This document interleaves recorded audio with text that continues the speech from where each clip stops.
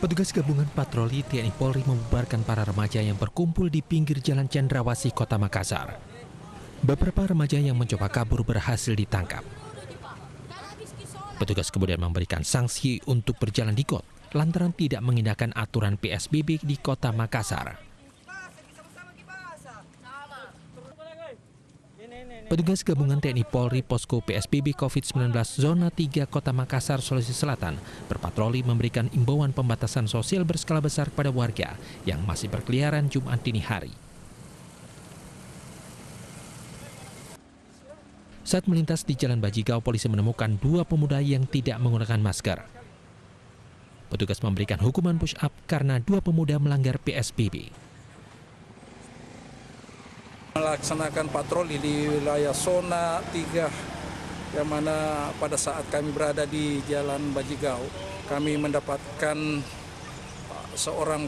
ada pengendara yang mana sementara melakukan atau merokok di pinggir jalan. Akhirnya kami periksa, ternyata mereka menunggu temannya.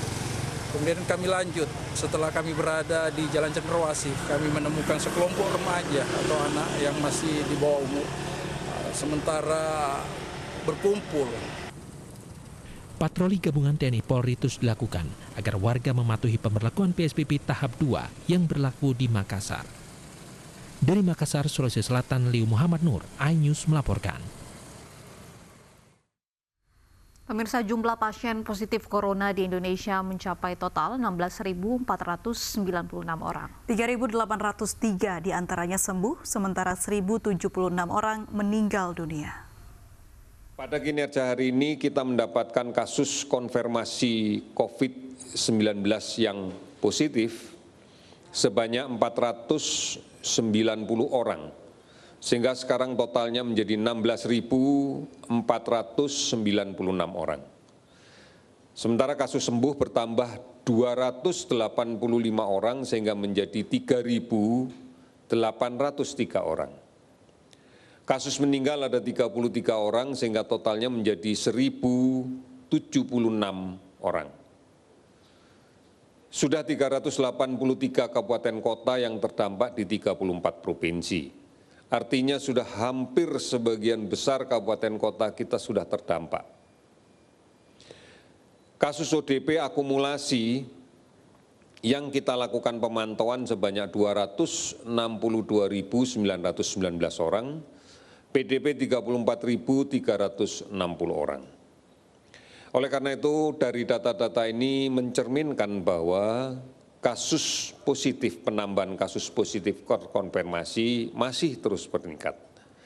Namun kalau kita lihat sebaran kabupaten kota yang terdampak semakin melebar, semakin meluas.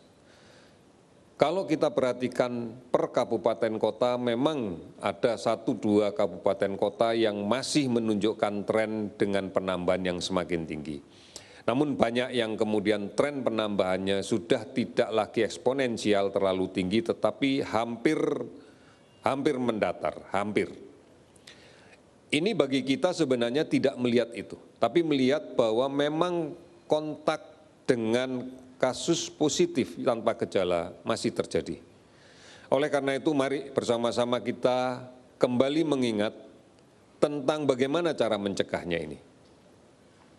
Saudara-saudara, mencuci tangan dengan menggunakan sabun dan air yang mengalir minimal di 20 detik, sesering mungkin ini adalah menjadi penting. Karena tanpa mencuci tangan, kalau kemudian kita menyentuh wajah, mulut, hidung, ini akan menjadi risiko yang sangat tinggi untuk tertular. 7 orang dari 2 komplotan pemalsuan surat keterangan sehat di Pelabuhan Gilimanuk ditangkap polisi. Pelaku menjual surat keterangan sehat palsu kepada pemudik dengan harga 100 hingga 300 ribu rupiah per lembar.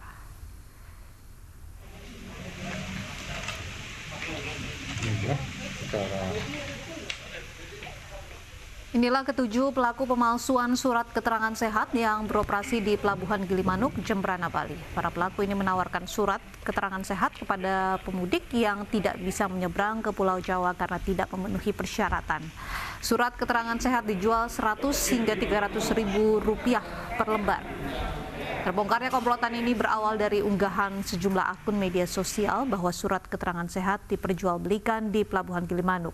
Dari tangan pelaku, polisi menyita alat untuk menggandakan surat keterangan sehat.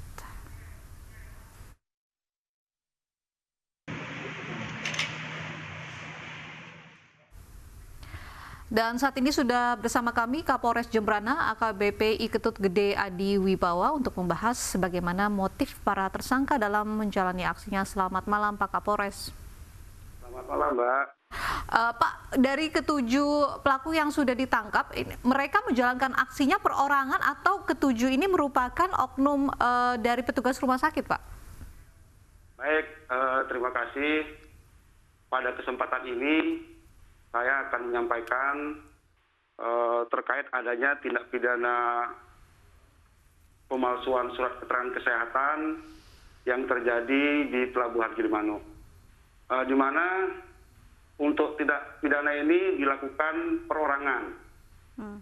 Untuk TSK berjumlah 7. Dari 7 TSK tersebut, itu menjadi 2 kelompok. Kelompok pertama itu ada 3 orang berinisial FM 35 tahun, kemudian BS 20 tahun, dan SW 30 tahun. Di mana ketiga tersangka ini memiliki pekerjaan sebagai pegawai travel. Kemudian untuk kelompok yang kedua itu terdiri dari 4 tersangka, Mbak. Di mana berinisial W dengan usia 38 tahun, kemudian IA berusia 35 tahun, RF berusia 25 tahun, dan EA berusia 34 tahun. Keempat tersangka ini memiliki pekerjaan sebagai tukang ojek di wilayah Gilimanuk, Mbak. Baik. Bagaimana Pak cara para tersangka ini menawarkan surat keterangan sehat kepada orang-orang di Pelabuhan Gilimanuk, Pak? Jadi untuk kelompok yang pertama itu mereka membuat surat keterangan palsu kepada warga yang mengendarai travel.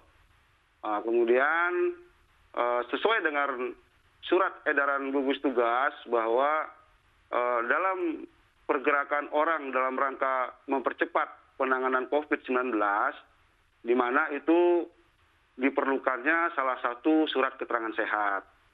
Karena dari pengguna Pelabuhan Gilimanuk ini tidak membawa surat keterangan sehat, maka dari itu pengguna ini ditawari oleh tersangka untuk diberikan surat keterangan palsu. Informasinya yang beredar di masyarakat dijual dengan harga Rp100.000 per lembar. Apakah betul Pak, dan sudah berapa banyak yang membeli surat ini? Jadi untuk surat keterangan palsu ini dijual beragam, Mbak. Ada yang Rp50.000 dan ada yang Rp100.000. Jadi dari keterangan tersangka, untuk surat yang sudah terjual itu 15 surat. Jadi sudah terjual 15 surat dengan harga yang beragam, yaitu dari Rp50.000 sampai dengan Rp100.000. Jadi para tersangka ini Pak menawarkan kepada orang-orang di Pelabuhan Gilimanuk untuk membeli surat keterangan sehat secara langsung begitu Pak, berhadapan langsung dengan orang tersebut? Betul, Mbak. Berarti jemput bola. Jadi para begitu pembelinya ya, Pak? mengetahui bahwa mereka membeli surat keterangan sehat palsu begitu? Jadi masyarakat yang akan menyeberang itu mereka tidak tahu bahwa itu surat keterangan palsu karena masyarakat ingin menggunakan penyeberangan Gilimanuk, gitu, Mbak. Pak, apakah ada informasi Pak pembelinya ini dari sektor mana saja atau berasal dari mana saja begitu Pak? Bisa diulangi, Pak? Apakah ada informasi pembelinya ini berasal dari mana saja Pak, atau yang berkeperluan apa begitu? Baik, jadi untuk warga yang membeli surat keterangan palsu ini berasal dari Jember, Lumajang, kemudian mereka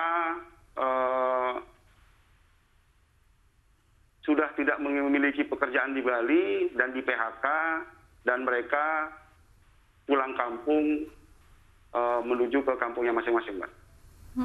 Pak, apakah para pembeli surat keterangan sehat palsu ini, Pak, sudah ditelusuri dan apakah mungkin mereka dikenakan hukuman juga? Baik, jadi untuk pembeli ini masih kami dalami, nanti akan kami sampaikan berikutnya, Pak. Baik, untuk proses berikutnya seperti apa, Pak, proses hukumnya dari ketujuh tersangka ini?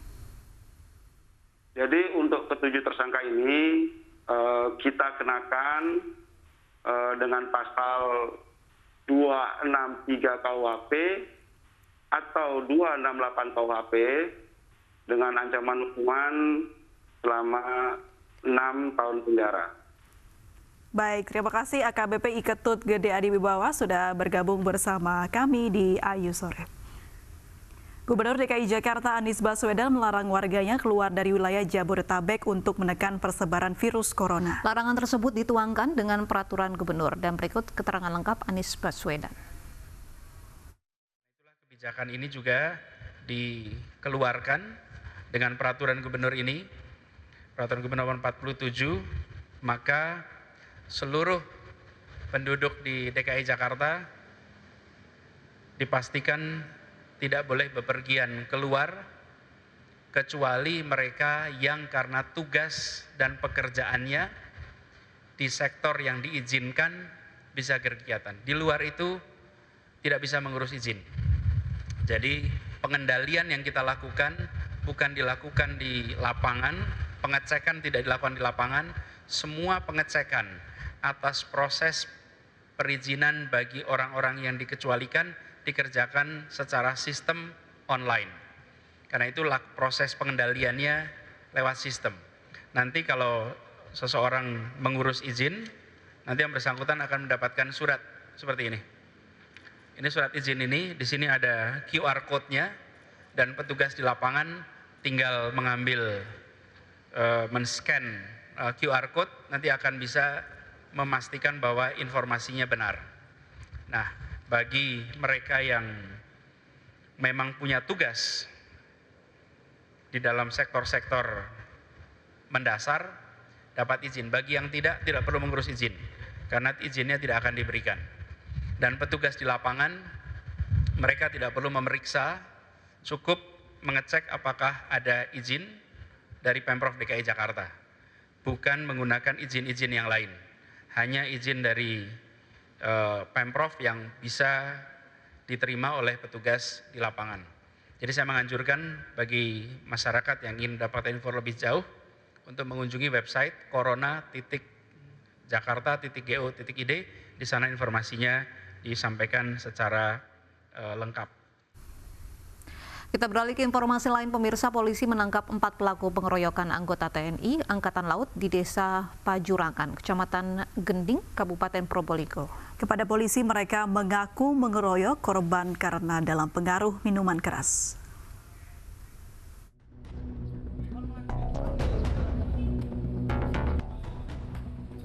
Inilah 4 pelaku berinisial UW, AH, DJ, dan AM warga Pajurangan Gending yang kini mendekam di sel tahanan Mapolres Probolinggo, Jawa Timur. Mereka ditangkap polisi tak lama setelah insiden pengeroyokan anggota TNI. Mereka terbukti bersalah mengeroyok korban yang merupakan anggota TNI Angkatan Laut Praka Ahmad Fauzi, warga asal Situbondo. Kapolres Probolinggo AKBP Ferdi Irawan mengatakan keempat tersangka mengakui pengeroyokan korban saat dalam pengaruh minuman beralkohol. Keempat tersangka terancam pasal 170 KUHP tentang pengeroyokan atau penganiayaan bersama-sama dengan ancaman hukuman maksimal 5 tahun penjara. Ulangi, para tersangka ini karena sudah dalam pengaruh minuman keras, ini meneriakin tersangka untuk berhenti dengan menyampaikan bahasa ataupun makian yang kurang pas kedengarannya. Sehingga korban karena dipanggil, dimaki, berhenti. dan tanpa bertanya ini para tersangka langsung melakukan pengeroyokan kepada korban. Ya. Sebelumnya, kejadian bermula saat dua pemuda mabuk mengendarai motor ugal-ugalan. Saat ditegur, dua pemuda mabuk justru memukul anggota TNI Angkatan Laut. Awalnya polisi menangkap dua tersangka, kemudian dari hasil pengembangan polisi menangkap dua tersangka lainnya. Dari Probolinggo, Jawa Timur, Hana Purwadi, iNews melaporkan. Pemirsa masih ingat dengan kasus pembunuhan hakim di Medan, Sumatera Utara. Ketiga terdakwa masih menjalani proses persidangan. Di masa pandemi, ketiga terdakwa disidang menggunakan alat pelindung diri atau APD.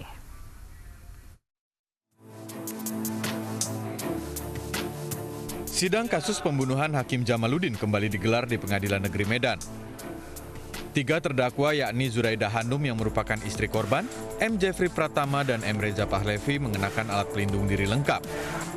Sidang kali ini mendengarkan saksi ahli dokter forensik Rumah Sakit Bayangkara yang memeriksa jasad korban. Terungkap korban tewas karena dibekap dan beberapa bagian tubuh ditemukan bekas benda tumpul. Jadi ini waktu itu saat kita periksa, waktu saya periksa itu sekitar jam tengah 11 malam. Ya, saat kita periksa itu, sudah kita berkesimpulan dari hasil pemeriksaan kita, dari lebam mayatnya, dari kaku mayatnya, dan pada usus halusnya sudah mulai ada proses pembusukan ataupun tugas pembusukan. Jadi kita berkeyakinan ataupun membuat perakiraan lama kematian itu sekitar 20 sampai 24 jam.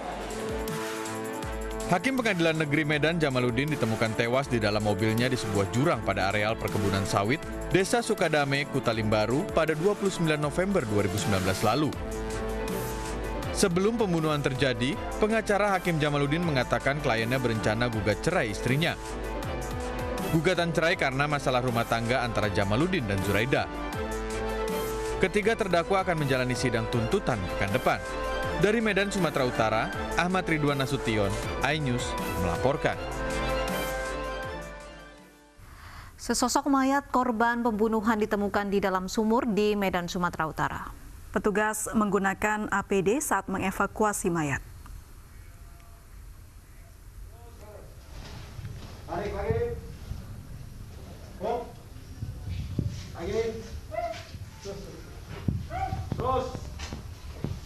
Korban pembunuhan yang merupakan penjaga warnet berusia 20 tahun dievakuasi petugas berpakaian APD dari dalam sumur di gudang pemeraman tembakau milik PT PN 2 Medan Barat.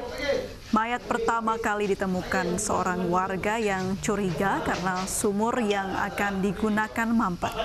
Polisi yang menyelidiki kasus ini kemudian menangkap 3 tersangka pembunuhan yang tak lain teman korban. 1 tersangka lainnya masih dalam pengejaran polisi. Ketiga tersangka kini diperiksa di Polsek Medan Labuhan. Motif para tersangka membunuh korban yakni ingin menguasai motor korban.